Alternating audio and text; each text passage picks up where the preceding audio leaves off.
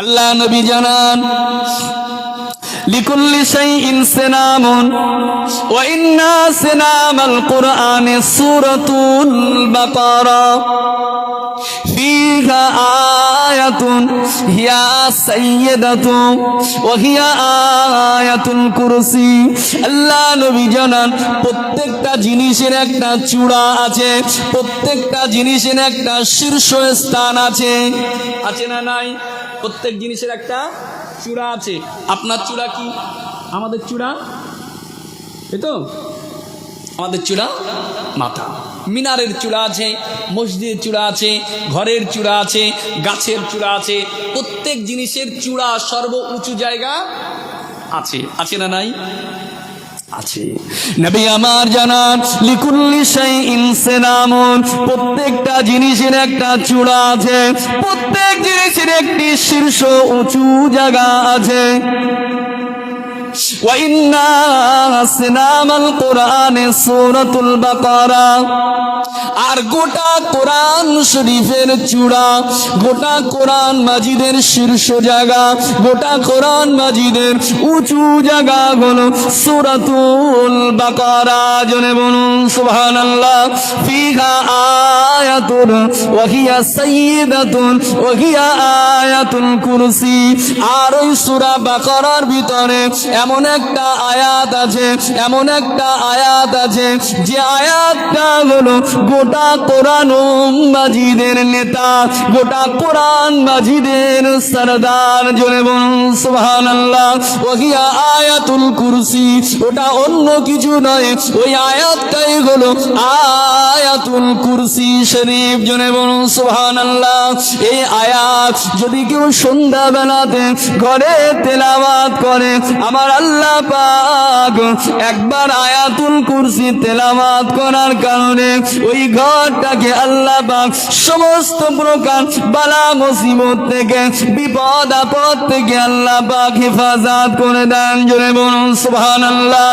শুধু তাই নয়, সন্ধ্যা বেলাতে যদি তেলাওয়াত করে, শুআবুল ঈমান বিল বাইহাকির ভিতরে এসেছে, যদি কেউ সন্ধ্যা বেলাতে ঘরে সূরাতুল বাকারা শরীফের আয়াতুল কুরসিটা তেলাওয়াত করে, শুধু ওই বাড়িটা নয়, আল্লাহ নবী জানান ওই বাড়ির আশপাশে, ওই বাড়ির আশেপাশে যত বাড়ি আছে, যত ঘর আছে, আয়াতুল কুরসি শরীফের ওসিলায় আমার আল্লাহ পাক আশপাশের বাড়িগুলোকেও শয়তান থেকে, সমস্ত প্রকার বালা মুসিবত থেকে আল্লাহ হেফাজত করে দেন। জোরে বলুন সুবহানাল্লাহ। যদি সকাল বেলাতে কেউ তেলাওয়াত করে, ওই বাড়িটা আমার আল্লাহ পাক সন্ধ্যা পর্যন্ত সমস্ত প্রকার বালা মুসিবত, বিপদ আপদ থেকে আমার আল্লাহ পাক ওই বাড়ি সহ আশপাশের ঘরগুলোকে আল্লাহ হেফাজত করে দেন। জোরে বলুন সুবহানাল্লাহ।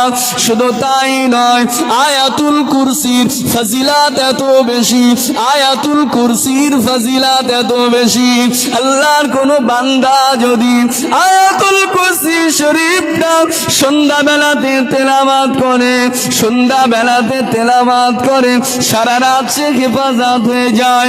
সকাল পর্যন্ত সারা রাতের ভিতরে যদি তার মওত হয়ে যায়, ওই রাতে যদি সে ইন্তেকাল করে, আয়াতুল কুরসি শরীফের ওসিলায় আমার আল্লাহ পাক তাকে ঈমানের সাথে মওতটা দেবেন। জোরে বলুন সুবহানাল্লাহ।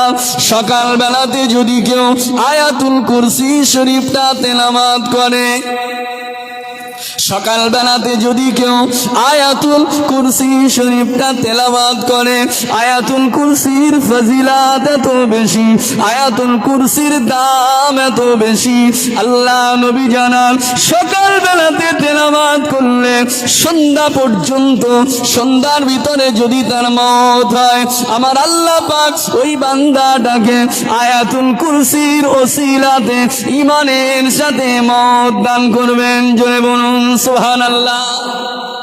এই আয়াতুল কুরসির গুরুত্ব এতই বেশি, এত দাম। আয়াতুল কুরসির দাম এত, আপনি সন্ধ্যায় তেলাওয়াত করবেন, সারাটা দিন আপনি, সারা রাত আপনি হেফাজত হয়ে যাবেন। আল্লাহ আপনাকে হেফাজত করবে। সমস্ত বিপদ আপদ বালা মুসিবত থেকে আল্লাহ হেফাজত করবে। সকালে তেলাওয়াত করবেন, সন্ধ্যা পর্যন্ত আল্লাহ বিপদ আপদ থেকে হেফাজত করবেন। আর যদি দিনের বেলা মৃত্যুবরণ করেন, আয়াতুল কুরসির ওসিলায় আল্লাহ পাক আপনাকে ঈমানের সাথে মওত দেবে। জোরে বলুন সুবহানাল্লাহ। মুসলমানের ছেলেরা, নওজোয়ান তরুণেরা, কোরআন মাজিদ সূরাতুল বাকারা আয়াতুল কুরসির ফজিলত এত বেশি, আয়াতুল কুরসি শরীফের দাম এত বেশি।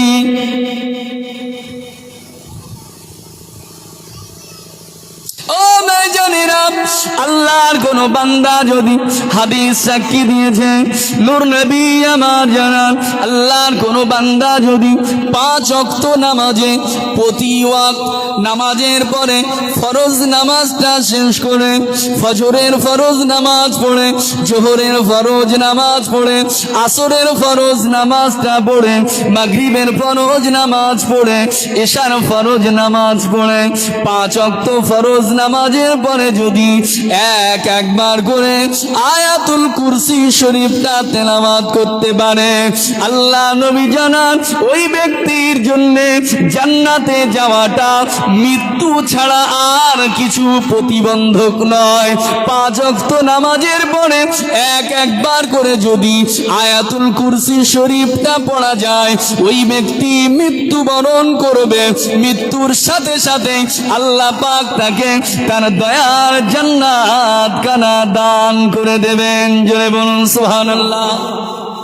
আয়াতুল কুরসি নামাজ পড়বেন, ফজরের নামাজ পড়ে একবার আয়াতুল কুরসি পড়বেন, জোহরের নামাজ পড়ে একবার আয়াতুল কুরসি, আসরের নামাজ পড়ে একবার আয়াতুল কুরসি, মাগরিবের নামাজ পড়ে একবার আয়াতুল কুরসি, এশার নামাজ পড়ে একবার আয়াতুল কুরসি। 5 ওয়াক্ত নামাজের পরে যদি একবার করে আয়াতুল কুরসি পড়া যায়, রাসূলুল্লাহ বলেন তার জন্য জান্নাতে যাওয়াটা মৃত্যু ছাড়া আর কিছু প্রতিবন্ধক নয়। জোরে বলুন সুবহানাল্লাহ। মৃত্যু হবে, ব্যক্তিটা জান্নাতে চলে যাবে, বেহেশতে চলে যাবে। এত ফাজিলাত। এই আয়াত পড়লে আপনার বাড়ি হেফাজত হবে, আপনার ঘর হেফাজত হবে, আপনার সন্তান সন্ততি হেফাজত থাকবে, ঈমানের সাথে আপনার মওত হবে। সহিহ বুখারীতে একটা চমকপ্রদ ঘটনা এসছে আয়াতুল কুরসিকে কেন্দ্র করে। আয়াতুল কুরসিকে কেন্দ্র করে সহিহ বুখারীতে একটা চমকপ্রদ হাদিস এসছে, বর্ণনা করেছেন হযরতে আবু হুরায়রা রাদিয়াল্লাহু তাআলা আনহু। হযরত আবু হুরায়রা, সহিহ বুখারীর হাদিস। হযরতে আবু হুরায়রা রাদিয়াল্লাহু আনহু বলছেন, সহিহ বুখারীতে এসেছে, আল্লাহ নবী সাহাবী হযরতে আবু হুরায়রা রাদিয়াল্লাহু তাআলা আনহু বলেন, ওয়াক্কালানি রাসূলুল্লাহ সাল্লাল্লাহু আলাইহি ওয়াসাল্লাম বিহিফজি যাকাতি রমাদান فآتاني فجعل يحسو من الطعام। হযরত আবু হুরায়রা রাদিয়াল্লাহু তাআলা আনহু বলেন, আল্লাহ নবী একটা বছর রমজানুল মুবারকে যাকাতের মাল হেফাজত করার জন্য, যাকাতের মাল চৌকি দেওয়ার জন্য আমি আবু হুরায়রা আমাকে রাসূলুল্লাহ নিযুক্ত করলেন, আমাকে প্রহরী নিযুক্ত করলেন, যাকাতের মাল আমাকে চৌকিদার নিযুক্ত করলেন। জোরে বলুন সুবহানাল্লাহ। যাকাতের মাল, রমজান মাসে যাকাতের মাল কালেক্ট করা হয়েছে, আমরা যার সেই মাল যাকাত দিয়ে দেই খুশি মতো, কিন্তু ইসলামিক রাষ্ট্রে তখন তো বাইতুল মালে জমা করা হতো। যাকাতের মাল কালেক্ট করা হয়েছে, বন্টন করা হবে। হযরত আবু হুরায়রা বলেন, ওই মাল চৌকি দেওয়ার দায়িত্ব রাসূলুল্লাহ আমাকে দিয়েছে, ওই মাল হেফাজত করার জন্য। আবু হুরায়রা বলেন, ওয়াক্কালানি রাসূলুল্লাহ সাল্লাল্লাহু আলাইহি ওয়াসাল্লাম বিহিফজি যাকাতি রমাদান, রমজানে যাকাতের মাল হেফাজতের জন্য আমাকে রাসূলুল্লাহ উকিল নিযুক্ত করল।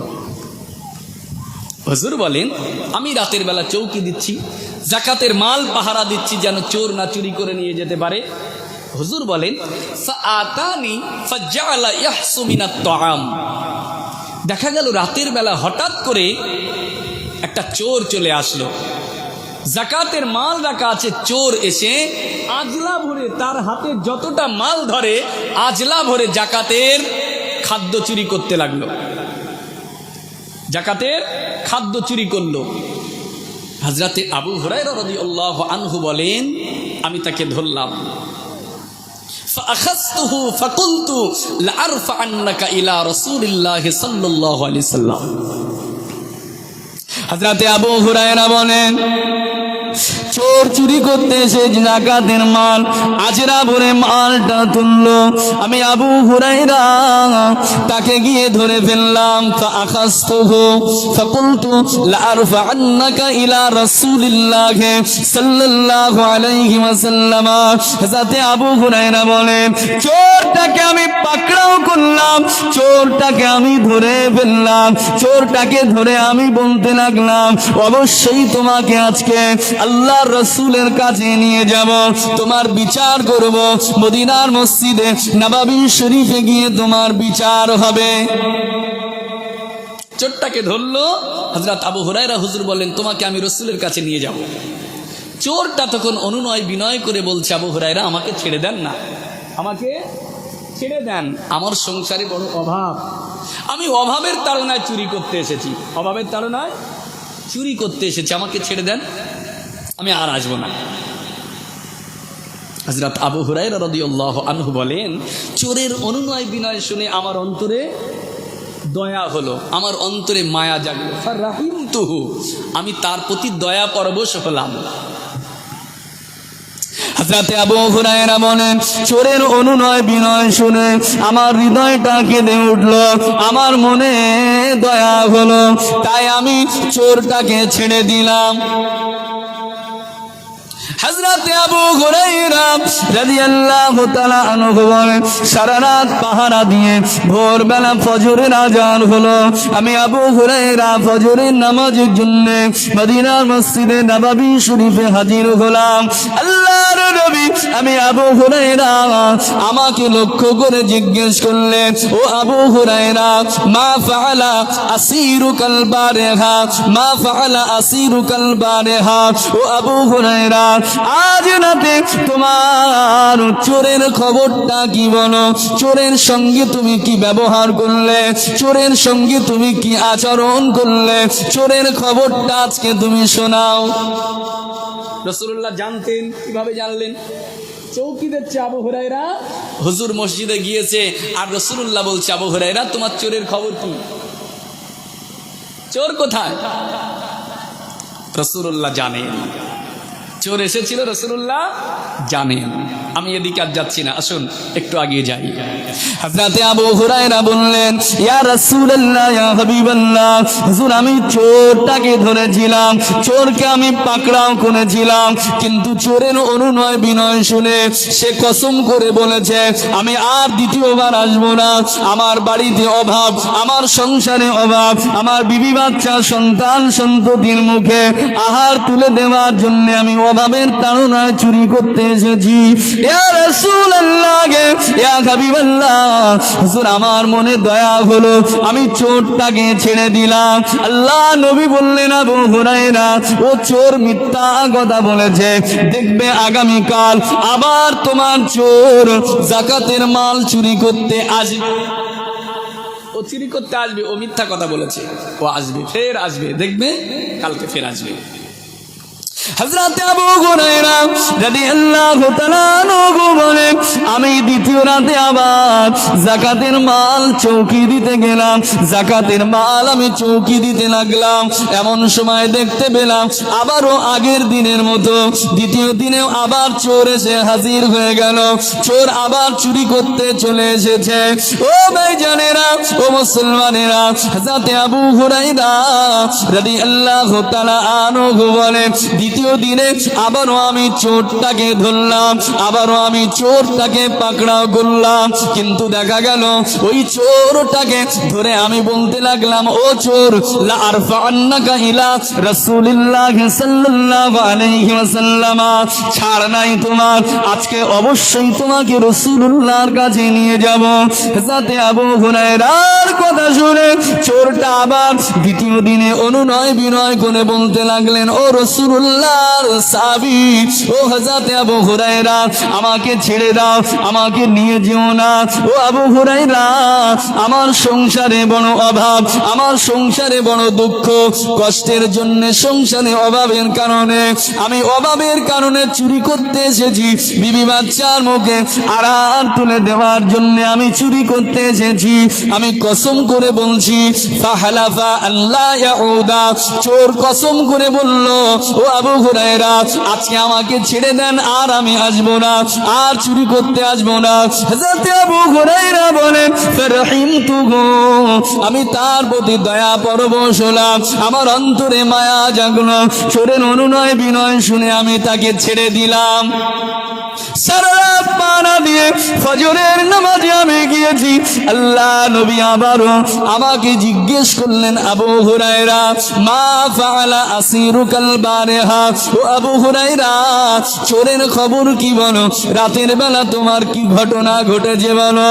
যাতে আবু হুরায়রা বলেন, ইয়া রাসূলুল্লাহ, ইয়া হাবিবাল্লাহ, হুজুর আজকে রাতেও চোর চুরি করতে এসেছিল, আমি তাকে ধরেছিলাম, পাকড়াও করেছিলাম, কিন্তু চোর আমার কাছে অনুনয় বিনয় করে বলেছে আর আসবে না, দ্বিতীয় দিনে আর আসবে না। তাই আমি আবু হুরায়রা, আমার মনে মায়া জাগলো, আমার মনে দয়া হলো, তাই আমি তাকে ছেড়ে দিলাম। রাসূলুল্লাহ বলছে, আবু হুরায়রা যাও, কালকে ফিরে আসবে, আবার আসবে। ও চোর মিথ্যা কথা বলেছে, ও আবার আসবে, ওর কসম মিথ্যা, সত্য নয়। ও মেজানেরা, হযরত আবু হুরায়রা রাদিয়াল্লাহু তাআলা আনহু, তিনি আবার তৃতীয় রাতে চৌকি দিতে গেলেন। চৌকি দিতে গিয়েছে, হযরত আবু হুরায়রা বলেন, ঠিক আবারও প্রথম দিনের মতো, দ্বিতীয় দিনের মতো আবারও চোর চুরি করতে এসেছে। চোর চুরি করতে লেগেছে, আজলা ভরে যাকাতের খাদ্য উঠাতে লেগেছে। আমি আবু হুরায়রা আজকে আবার তাকে গিয়ে ধরলাম, তাকে পাকড়াও করলাম। এবারে আমি জোর করে বললাম, আজকে তোমার আর ছাড় নাই, লারফান্নাকা ইলা রাসূলিল্লাহ সাল্লাল্লাহু আলাইহি ওয়াসাল্লাম। ও চোর, দ্বিতীয় দিন তুমি প্রথম দিনে ধোঁকা দিয়েছো, দ্বিতীয় দিনে ধোঁকা দিয়েছো, আজকে তোমাকে ছাড় দেব না, আজকে তোমার ছাড় নাই।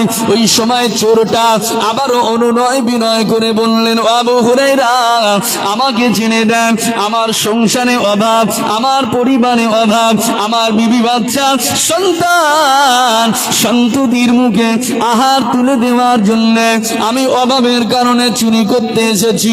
আমি কসম করছি, আল্লাহর কসম করে বলছি, আর আমি আসবো না। হযরত আবু হুরায়রা বলেন, আজকে তোমার ছাড় নাই, আজকে তোমার ছাড় নাই, আজকে আর তোমাকে ছাড়া হবে না। তুমি যতই অনুনয় বিনয় করো, আজকে অবশ্যই তোমাকে রাসূলুল্লাহ সাল্লাল্লাহু আলাইহি ওয়াসাল্লামের কাছে আজকে তোমাকে নিয়েই যাব,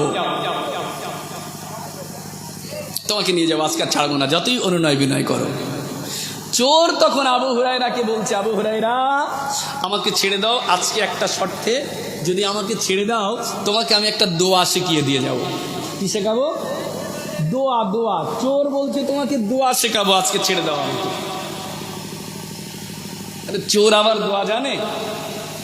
চোর বলছে, আবু হুরায়রা, আমাকে আজকে তুমি ছেড়ে দাও, তোমাকে একটা দোয়া শিখিয়ে দিয়ে যাব। কি দোয়া? ওই দোয়াটা যদি তুমি পড়ো, ওই দোয়াটা যদি তুমি একবার পড়ে নাও, তোমার ঘরে আর কোনো চোর দস্যু কোনো প্রকার বিপদ আপদ বালা মুসিবত ঢুকতে পারবে না। জোরে বলেন সুবহানাল্লাহ। দোয়া শেখাবো তোমাকে। আবু হুরায়রা রাদিয়াল্লাহু তাআলা আনহুকে চোর বলতে লাগলেন, ও রাসূলুল্লাহ সাহাবী, আজকে তোমাকে আমি একটা দোয়া শিখিয়ে দিয়ে দেব, ওই দোয়াটার বদলে আমাকে ছেড়ে দাও। ওই দোয়াটা যদি পড়ে নাও, তোমার ঘরে কোনো চোর ঢুকতে পারবে না, কোনো শয়তান ঢুকতে পারবে না, কোনো বিপদ আপদ কিছুই ঢুকতে পারবে না। চোর কি বলেছিলেন? হাদিস, রাসূলুল্লাহর হাদিস। চোর বলতে লাগলেন, ফাকালা ইজা আওয়াইতা ইলা ফিরাশিকা ফাকরা আয়াতাল কুরসি। চোর বলতে লেগেছে, ও আবু হুরায়রা, যখন তুমি তোমার বিছানাতে যাবে, যখন তুমি ঘুমাতে যাবে, আমি তোমাকে শিখিয়ে দিলাম ঘুমাতে যাওয়ার সময় শুয়ে পড়ে একবার তুমি কোরআন মাজিদের একটি আয়াত, আয়াতুল কুরসি শরীফটা তেলাওয়াত করবে। জোরে বলুন সুবহানাল্লাহ। আয়াতুল কুরসি পড়বে, যদি পড়ো কি হবে? চোর বলে দিচ্ছে, লা ইয়াসালা মাআকা মিনাল্লাহি হাফিজুন ওয়ালা ইয়াকরাবাকা শাইতান। আবু হুরায়রাকে ডেকে বললেন, ও আবু হুরায়রা, তুমি যখন বিছানায় শোবে যদি একবার আয়াতুল কুরসিটা পড়ে নাও, তোমার ঘরটাকে হেফাজত করার জন্য আল্লাহ রাব্বুল আলামিন তোমার সাথে একজন হেফাজতকারী ফেরেশতা পাঠিয়ে দেবে। ও আবু হুরায়রা, ওয়ালা ইয়াকরাবুকা শাইতান, আর তোমার ঘরে কোনো শয়তানও ঢুকতে পারবে না, কোনো জিন ঢুকতে পারবে না, কোনো শয়তান ঢুকতে পারবে না। ও আবু হুরায়রা, ও আবু হুরায়রা, আমাকে এই ইলমটা দেওয়ার কারণে, এই জ্ঞানটা দেওয়ার কারণে তুমি আজকে আমাকে ছেড়ে দাও। আগে দুদিন কসম করেছে আর আসবো না, চুরি করতে আসবো না। আবু হুরায়রা আজকে জোর করে ধরেছে, আজকে আর ছাড় নাই। তখন চোর বলছে, আবু হুরায়রা, আজকে তোমাকে একটা দোয়া শিখিয়ে দিয়ে যাব, ওটা যদি পড়ো, লা ইয়াজাল মাআকা মিনাল্লাহি হাফিজুন, এই আয়াতটা যদি তুমি পড়ো, এই দোয়াটা পড়ো, আল্লাহ তোমার ঘর হেফাজতের জন্য, তোমাকে হেফাজতের জন্য আল্লাহ ফারিস্তা পাঠিয়ে দেবে। জোরে বলুন সুবহানাল্লাহ। হেফাজতকারী পাঠিয়ে দেবে একজন। ওয়ালা ইয়াকরাবুকা শাইতান, আর শয়তান তোমার ধারে কাছে ঘেঁষতে পারবে না, শয়তান তোমার ধারে বাড়ে ঘেঁষতে পারবে না। আল্লাহ রসুল ফজর হলো, হযরতে আবু হুরায়রা আস্তে আস্তে গুটি গুটি পায়ে কোথায় গেল? মদিনার মসজিদে গেল। রাসূলুল্লাহ জিজ্ঞেস করলেন, আবু হুরায়রা, চোরের খবর কি? আবু হুরায়রা বলেন, হুজুর, আজকে আমি তাকে ধরেছিলাম আষ্টে পিষ্টে, ছাড়বই না, আপনার কাছে নিয়ে আসবো। হুজুর, আজকে না শেষবারে সে আমাকে একটা দোয়া শিখিয়ে দিয়েছে, একটা ইলম দিয়েছে, সেই জন্যে আমি তাকে ছেড়ে দিয়েছি। এই বলেছে, এই বলেছে। আল্লাহ নবী বললেন, ও আবু হুরায়রা, ও শয়তান সত্য কথা বলেছে, হুয়া কাযুবুন, যদিও সে বড় মিথ্যাবাদী, যদিও সে বড় মিথ্যাবাদী প্রতারক, এরপরেও সে আজকে তোমাকে যে কথাটা বলেছে ওটা সত্য কথাই বলেছে। যে দোয়াটা তোমাকে শিখিয়েছে সত্যই দোয়াটা শিখিয়েছে, যদি তুমি ওটা পড়ে নাও তোমার ঘর হেফাজত হয়ে যাবে, আল্লাহর ফেরেশতা হেফাজত করবে, তোমার ঘরে কোনো শয়তান ঢুকতে পারবে না। আবু হুরায়রা, শুনে রেখে দাও, তবে তোমাকে যে আজকে ইলম দিয়েছে যাকা শয়তান, ও নিজেই অন্য কেউ নয়, চোর নয়, ও নিজেই হচ্ছে শয়তান ইবলিস, ও নিজেই শয়তান, ও মিথ্যাবাদী শয়তান, ধোঁকাবাজ। তারপরেও আজকে তোমাকে যে কথাটা বলেছে সেটা সত্য কথাই বলেছে। যদি তুমি আয়াতুল কুরসিটা পড়ো, তোমার ঘরকে আল্লাহ হেফাজত রাখবে, তোমার ধারে বাড়ে আর শয়তান ঢুকতে পারবে না, কোনো জিন ঢুকতে পারবে না, কোনো জিন আসর করতে পারবে না। প্রিয় ভাইরা, এই আয়াতুল কুরসি আমরা সবাই মুখস্থ করে রাখবো। এই আয়াতুল কুরসিটা আমরা সবাই মুখস্থ করে রাখার চেষ্টা করব। এই আয়াতুল কুরসির ফাজিলাত এত বেশি, আপনার বাচ্চার যখন তখন বিনা কারণে একটু কাঁদলো, একটু পায়খানা করলো, আপনি আগেই হুজুরের কাছে ছুটছেন। আরে আপনার কাছে তো, আপনার ঘরেই তো আছে। আয়াতুল কুরসি পড়বেন একবার, বাচ্চার গায়ে ফুঁক দিয়ে দেবেন। আয়াতুল কুরসি পড়বেন, বাচ্চার গায়ে ফুঁক দেবেন। ছোট ছোট দোয়া একটু শিখে রাখতে পারি না? আয়াতুল কুরসিটা মুখস্থ করব। সন্ধ্যাবেলায় একটা দোয়া পড়বেন, সন্ধ্যাবেলা একটা দোয়া পড়বেন, বিসমিল্লাহিল্লাযী লা ইয়াদুররু মা ইসমিহি শাইউন ফিল আরদি ওয়ালা ফিস সামাই। এই দোয়াটা পড়বেন, এই দোয়াটা পড়বেন। এই দোয়াটা পড়লে আল্লাহ আপনার ঘর হেফাজত রাখবে। আমরা শিখি না এগুলো, আমরা এগুলো শেখার চেষ্টা করি না। আমরা আগে ছোটাছুটি করি, একটু শিখবার চেষ্টা করি না। যে হুজুরের কাছে বারবার নিয়ে যাচ্ছেন, ওই হুজুরের কাছে বারবার বসে দুটো একটা দোয়া শিখতে পারি না? এটা আমাদের দ্বারা হয় না। পয়সা দেবো বারবার গিয়ে, হ্যাঁ দেন, আবার হুজুরদের পকেট আবার খালি হয়ে গেলে বাঁশুড়িটা দেবেন, হাতিয়া দেবেন, কিন্তু নিজের কাজ নিজে একটু করার চেষ্টা করেন না। তাহলে শয়তান শিক্ষা দিল যেটা সেটা সঠিক তো নাকি? তাহলে শয়তান কখনো কখনো প্রয়োজনের তাগিদে শয়তানও সত্য কথা বলে থাকে। প্রয়োজনের তাগিদে শয়তানের দ্বারা সত্য কথা বার হয়, সত্য কথা হয়। সেই জন্যে সবসময় শয়তানের কথা তো শোনা যাবে না। শয়তান অধীনে সত্য কথা বলেছে, আবু হুরায়রাকে এলেম দিয়েছে, কিন্তু শয়তান কি সবসময় ভালো চায়? আমাদের সবসময় ভালো চায়? সবসময় ভালো চায় না। মাঝে মাঝে দুটো একটা ভালো কথা বলে, মাঝে মাঝে প্রয়োজনের খাতিরে ভালো কথা বলে, তার অনেক কথা আছে। আসুন প্রিয় ভাইরা, অতএব শয়তানও কিছু কিছু সময়ে সত্য কথা বলে থাকে, ভালো কথা বলে থাকে। তাই বলে শয়তানের কাছ থেকে কি এলেম নেওয়া যায়? শয়তানের কাছ থেকে কি এলেম নেওয়া যায়? যায় না। শয়তানের কাছ থেকে এলেম নেওয়া যাবে না। বরং এই জলসা মাহফিলেও যাদের কাছ থেকে এলেম নেওয়া হবে তাদেরকেও যাচাই করে নিতে হবে, তাদেরকেও চিনে নিতে হবে আপনি কার কাছ থেকে ইলম নেবেন। কি বলছেন? আপনি যার কাছ থেকে ইলম নেবেন তাকে আপনাকে চিনতে হবে ব্যক্তিটা কে। কি হয়েছে ভাই? বল। পাখা আপনার লাগবে? ঘুরে দাও না হুজুর, একটা পাখা ওইদিকে দেন না। একবার মোহাব্বতে দরুদ শরীফ আল্লাহুম্মা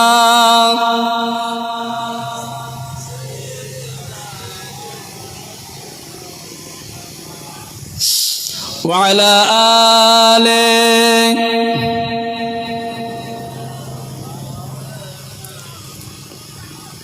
আমার ভাই জানেরা, তো শয়তান ভালো কথা বললেও শয়তানের কাছ থেকে ইলম নেওয়া যাবে না। একটা ভালোর ভিতরে শয়তান হাজারো বিষ ঢুকিয়ে দেবে, একটা ভালোর সাথে হাজার খারাপ ঢুকিয়ে দেবে। সেই জন্যে বক্তাদের কাছ থেকে ইলম নেওয়ার ক্ষেত্রে বক্তাকেও যাচাই করে নিতে হবে, বক্তাকেও দেখে নিতে হবে। সব বক্তার ওয়াজ শোনা যায় না। আজকে ইন্টারনেটে হাজার হাজার বক্তার ওয়াজ আপনারা পাবেন, নেই?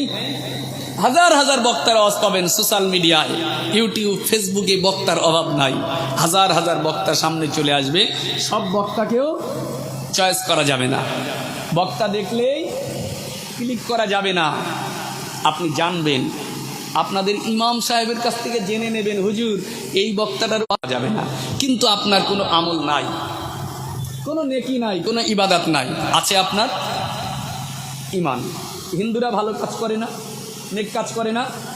ভালো কাজ করে তো, অনেক ভালো কাজ করে, অনেক মানুষ আছে ভালো কাজ করে, কিন্তু সে কি জান্নাতে যাবে? যেতে পারবে না। জান্নাতে যাওয়ার জন্য কি লাগবে? ইমান লাগবে।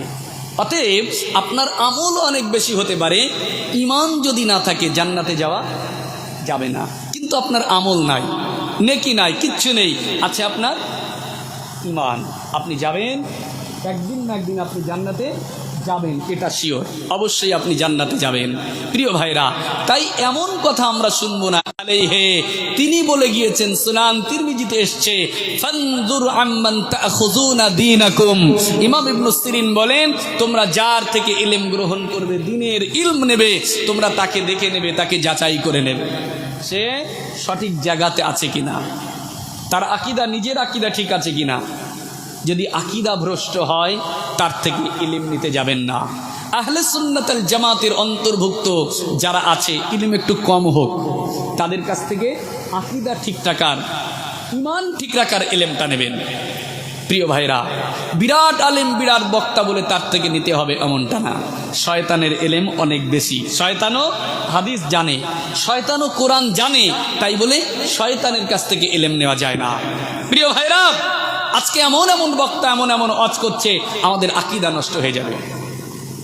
কেউ বলছে কারো কথা, নবীজি 40 বছরের আগে নবী ছিলেন না, 40 বছরের পরে নবীজি নবুয়াত পেয়েছে, নবী হয়েছে, সেই জন্যে নবীর 40 বছরের আগের হায়াতটা ফলো করার কোনো প্রয়োজন নেই। নবীর 40 বছর বয়সের আগের যে জীবন, সেই জীবনই আমাদের জন্য অনুসরণীয় নয়। নবীর আগের জীবনের কর্ম আমাদের জন্য অনুসরণীয় নয়, তার ভিতরে খারাপ থাকতে পারে, এটাই তো ধারণা। কিন্তু না, রাসূলুল্লাহ সাল্লাল্লাহু আলাইহি ওয়াসাল্লামের গোটা জীবনটাই 63 বছর হায়াতে জিন্দেগিটাই পুরোটাই আল্লাহ পাকের ইশারাতেই পরিচালিত হয়েছে। জোরে বলুন সুবহানাল্লাহ। আমার রাসূল পাকের জন্ম থেকে মৃত্যু পর্যন্ত যত রাসূলুল্লাহ যা করেছে সব কিছুই কোরআন হাদিসের ভিতরে মওজুদ আছে। আল্লাহ রাসূলের গোটা জীবনটাই আমাদের জন্য অনুসরণীয়, গোটা জীবনের সমস্ত কর্মই আমাদের জন্য অনুসরণীয়। প্রিয় ভাইরা, রাসূলুল্লাহ নবুয়ত পেয়েছে 40 বছর বয়সে, তার আগে নবীজি নবী ছিলেন না। হ্যাঁ, দুনিয়ার জমিনে নবী তার নবুয়ত রিসালাত আল্লাহ প্রকাশ করেছে 40 বছর বয়সে। 40 বছর বয়সে তার দুনিয়ায় নবুয়ত ও রিসালাতের প্রকাশ করেছে। কিন্তু রাসূলুল্লাহ 40 বছর কেন? রাসূলুল্লাহ 40 বছর কেন? কবে থেকে নবীজি নবী ছিলেন তা রাসূলুল্লাহ তার নিজের জবানে বলেছে, নিজের থেকে বলেছে। অনেক হাদিস এসছে। কোন হাদিসে এসছে রাসূলুল্লাহকে সাহাবী প্রশ্ন করলেন, ইয়া রাসূলুল্লাহ, ইয়া হাবিবাল্লাহ, হুজুর আপনি কবে থেকে নবী? মাতা কুতিবতা ইয়া রাসূলুল্লাহ, হুজুর আপনি কবে থেকে নবী? কবে থেকে আল্লাহ আপনাকে নবী করেছে? আল্লাহ নবী বলেছিলেন, কুনতু নবিয়্যা ওয়া আদামু বাইনাল মা'i ওয়াত তিন। আল্লাহ নবী বলেননি আমি 40 বছর বয়সে নবী। নবী জবাব দিলেন, কুনতু নবিয়্যা ওয়া আদামু বাইনাল মা'i ওয়াত তিন। আমি তখন থেকে নবী যখন আদম কাদার পানির ভিতরে মিশ্রিত ছিল, কাদার পানির মধ্যে ছিল, তখন থেকেই আমি মুহাম্মদ সাল্লাল্লাহু আলাইহি আল্লাহ নবী। জোরে বলুন সুবহানাল্লাহ। অন্য হাদিসে এসেছে আল্লাহ নবীকে জিজ্ঞেস করা হলো, ইয়া রাসূলুল্লাহ, ইয়া হাবিবাল্লাহ, হুজুর আপনি কবে থেকে নবী? হাদিস অনেকগুলো হাদিস আছে, একটু শোনেন প্রিয় ভাইরা। আল্লাহ নবী কবে থেকে নবী? আল্লাহ রাসূল কবে থেকে নবী? এক হাদিসে নবী বললেন, আমি তখন থেকে নবী যখন আদম ছিল পানি ও কাদার মাঝখানে। অন্য হাদিসে রাসূলুল্লাহকে জিজ্ঞেস করা হয়, হুজুর কবে থেকে নবী? একটি হাদিস শুনুন, হযরত ইরবাজ ইবনে সারিয়া রাদিয়াল্লাহু তাআলা আনহু থেকে বর্ণিত, আনা ইরবাজ ইবনে সারিয়া قال قال رسول الله صلى الله عليه وسلم إني عبد الله لخاتم النبيين وإن آدم لمنجدل في طينته। আল্লাহ নবী বললেন, হযরত ইরবাজ বিন সারিয়া থেকে বর্ণিত, ইন্নী আবদুল্লাহি ওয়া খাতামান নবিয়িন। রাসূলুল্লাহ বলেন, আমি আল্লাহর বান্দা এবং আল্লাহ পাকের শেষ নবী। কবে থেকে, কখন থেকে? ওয়া ইন্না আদাম লামুনজাদিলুন ফি তিনাতিহি, তখন থেকে আমি আল্লাহ পাকের আখেরি নবী, তখন থেকে আমি আল্লাহ পাকের বান্দা। যখন আদম মাটির ভিতরে ছিল, যখন আদমের দেহটা মাটির সঙ্গে কাদার সঙ্গে মিশ্রিত ছিল, তখন থেকেই আমি মুহাম্মদ সাল্লাল্লাহু আলাইহি আল্লাহ পাকের আখেরি নবী। জনে বলুন ইয়া রাসূলুল্লাহ, আপনি কখন থেকে? বাইনার রূহি ওয়াল জাসাদ। আল্লাহ রাসূল বলেন, আমি তখন থেকে নবী যখন আদম আলাইহিস সালাম তিনি রূহ এবং জাসাদের মধ্যে ছিলেন, মাঝখানে ছিলেন। আমি মুহাম্মদ সাল্লাল্লাহু আলাইহি সাল্লাম তখন থেকে রাসূলুল্লাহর উত্তম মাধুর্যপূর্ণ আদর্শ, রাসূলুল্লাহর ব্যবহার, রাসূলুল্লাহর চরিত্র, রাসূলুল্লাহর সত্যবাদিতা, রাসূলুল্লাহর ন্যায় পরায়ণতা, আল্লাহ রাসূলের ব্যবহার দেখে মক্কার কুফফারের দলেরা, যারা এক পর্যায়ে রাসূলুল্লাহর শত্রু ছিল, আবু জেহেল রাসূলুল্লাহর শত্রু, ওলীদ, উতবা, শাইবা, মুগীরা সবাই রাসূলুল্লাহর শত্রু ছিল। কিন্তু সেই নবী নবুয়ত তখন পাননি। ছোট থেকে 40 বছর বয়স পর্যন্ত, রিসালাত দুনিয়াতে প্রকাশ হওয়ার আগ পর্যন্ত আল্লাহ রাসূলের ব্যবহার, আল্লাহ রাসূলের আদর্শ, আল্লাহ রাসূলের ন্যায়পরায়ণতা, রাসূলুল্লাহর সত্যবাদিতার প্রতি মক্কার কুফফারেরা আকর্ষিত হয়ে তারা রাসূলুল্লাহর ব্যবহারে একেবারে রাসূলুল্লাহ আনজাল্লাযী ইশফাউ ইনদাহু ইল্লা বিইজনিহি, এই অংশটুকু নিয়ে আলোচনা। তবে আয়াতুল কুরসি এত গুরুত্বপূর্ণ, তার ফজিলত আমি বললাম, ফজিলত আমরা শুনলাম। শুরুতেই আল্লাহ আয়াতুল কুরসিতে জানান, আল্লাহু লা ইলাহা ইল্লাহু। ও ভাইরা আমার, আল্লাহ শব্দের ব্যাখ্যা ছেড়ে দিলাম। আল্লাহ পাকের জাতি নাম, আল্লাহ পাকের জানেন এই জাতি নামটা এমন একটা নাম, এই নামের ভিতরে আল্লাহ পাক তার সমস্ত গুণ সমস্ত সিফাতকে আল্লাহ রেখে দিয়েছে। আল্লাহ নামের ভিতরে আল্লাহ পাকের যত সিফাত আছে সব কিছু আল্লাহ নামের ভিতরে লুকায়িত। আল্লাহ বলে ডাকলে আল্লাহর গফুর নামে ডাকা হয়, আল্লাহ নামে ডাকলে আল্লাহর গফফার নামে ডাকা হয়, আল্লাহ নামে ডাকলে আল্লাহ সত্তার নামে ডাকা হয়, আল্লাহ নামে ডাকলে আল্লাহ রহিম নামে ডাকা হয়, আল্লাহ নামেই ডাকলে আল্লাহ রহমান নামে ডাকা হয়, আল্লাহ নামে ডাকলে আল্লাহ বাগের পাহাড় নামে ডাকা হয়, আল্লাহ নামে ডাকলে আল্লাহর গফফার নামে ডাকা হয়। সমস্ত সিফাত গুলো আল্লাহ নামের ভিতরে লুকায়িত। ও ভাইজানেরা আমার, আয়াতুল কুরসির প্রথম অংশ আল্লাহু লা ইলাহা ইল্লাল্লাহ, কালিমা আমরা পড়ি লা ইলাহা ইল্লাল্লাহ, একই জিনিস আল্লাহু লা ইলাহা ইল্লাল্লাহ, নেই কোনো মাবুদ তিনি ছাড়া, আল্লাহ ছাড়া। ও ভাইরা আমার, এই কথাটুকুর দাম এত বেশি। আয়াতুল কুরসির ফজিলত এককভাবে শুনলাম, বান্দা যখনই আল্লাহু লা ইলাহা ইল্লাল্লাহ এই পর্যন্ত পড়ে আল্লাহ পাক বান্দার প্রতি বড় খুশি হয়ে যায়, আল্লাহ বান্দার প্রতি বড় সন্তুষ্ট হয়ে যায়। হাদিস সাক্ষী দিয়েছে, সহিহ হাদিসে কুদসির ভিতরে এসেছে, আল্লাহ নবী জানান হাদিসে কুদসি সরাসরি আল্লাহ পাকের কথা, আল্লাহ পাক নিজেই বলেন, তার কথা রাসূলুল্লাহ জানিয়ে দিয়েছে। বান্দা যখনই লা ইলাহা ইল্লাল্লাহ বলে আল্লাহ বান্দার প্রতি এত খুশি হয়ে যায়, আল্লাহ বান্দার প্রতি এত সন্তুষ্ট হয়। আল্লাহ পাক জানান, আল্লাহ পাক জানান লা ইলাহা ইল্লাল্লাহ হিসনি, লা ইলাহা ইল্লাল্লাহ হিসনি, মান দাখালাহা কানা আমিনা আযাবি। আল্লাহ রাব্বুল আলামিন স্বয়ং জানিয়ে দিয়েছেন, বান্দা ও বান্দারা লা ইলাহা ইল্লাল্লাহ এই পর্যন্ত এই অংশটুকুর এত দাম। আল্লাহ পাক জানান এই লা ইলাহা ইল্লাল্লাহ হলো আমি আল্লাহ আমার দুর্গ, আমি আল্লাহ আমার দুর্গ। জোরে বলুন সুবহানাল্লাহ। লা ইলাহা ইল্লাল্লাহ আল্লাহর দুর্গ। দুর্গ দুর্গ মানে জানি তো, দুর্গ মানে কি বলেন তো? এবার ঠাকুর ঠাকুর মনে হয় না তো? আবার না, ওই না, দুর্গ মানে হচ্ছে যেখানে অস্ত্রশস্ত্র, যুদ্ধের অস্ত্রশস্ত্র, যুদ্ধের দ্রব্য সামগ্রী, তীর তরবারি, আপনার অস্ত্রশস্ত্র যেখানে মজুদ রাখা হয় এটাকে বলা হয় দুর্গ। বুঝতে পেরেছেন? যুদ্ধক্ষেত্রে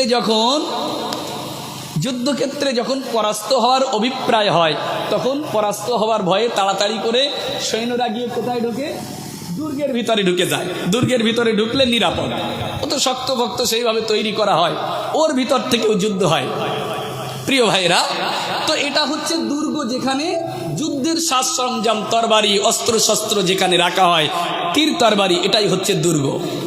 আর আল্লাহ বলছে লা ইলাহা ইল্লাল্লাহু হিসনি, লা ইলাহা ইল্লাল্লাহ হচ্ছে আমার দুর্গ, আমার দুর্গ, আমার অস্ত্রশস্ত্র রাখার জায়গা। কথা বুঝে আসলো না?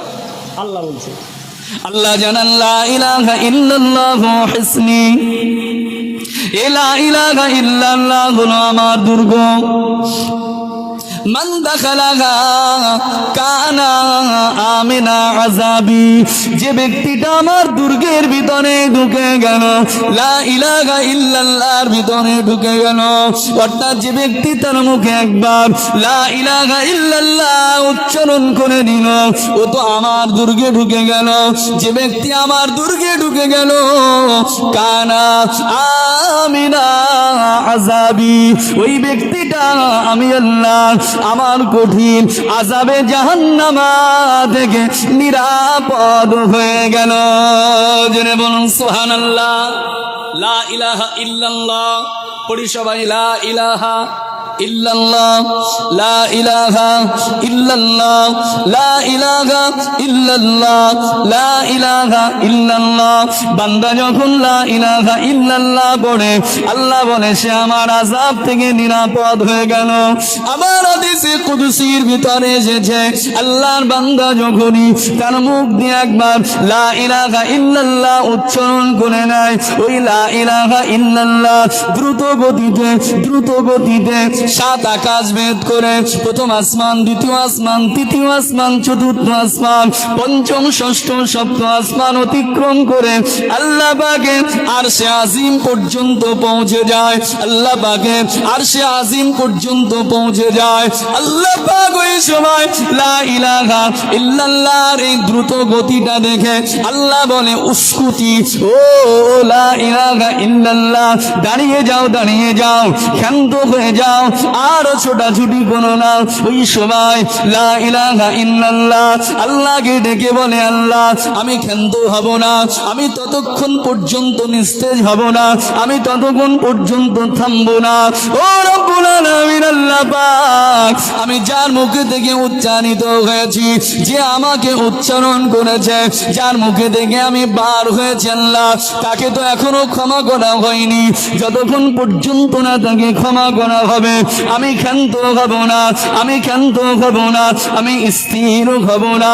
আল্লাহ পাক ওই সময় লা ইলাহা ইল্লাল্লাহ কে ডেকে বলেন রে লা ইলাহা ইল্লাল্লাহ, তুমি জানো না তোমার মুখ দিয়ে আমি তাকে ততক্ষণ পর্যন্ত উচ্চারণ করাই না যতক্ষণ পর্যন্ত আমি আল্লাহ তাকে না ক্ষমা করে দিই, যাকে না আমি মাফ করে দিই। তোমাকে উচ্চারণ করার আগে আমি আল্লাহ পাক তাকে ক্ষমা করে দিয়েছি। আর একবার